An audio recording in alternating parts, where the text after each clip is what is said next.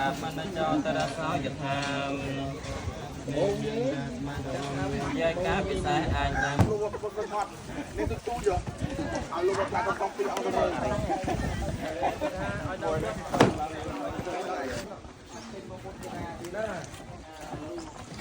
សត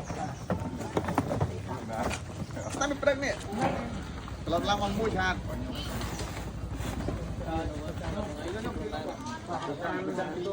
បាយថតច្បាយស្រុកអីស្ទឹងបាត់តាមិនថតនេះណាដែលមិនពាក់សំដីច្បាយស្រុកទេមិនខ្ញុំហ្នឹងហើយតែថតទៅកន្លែងចាំមកឲ្យចូលចាំ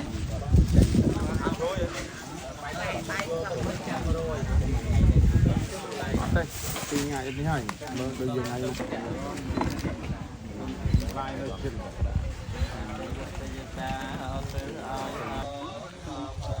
គ្រូមកជួយចូលរួមចែកប្រគិនយ៉ាងហ្នឹង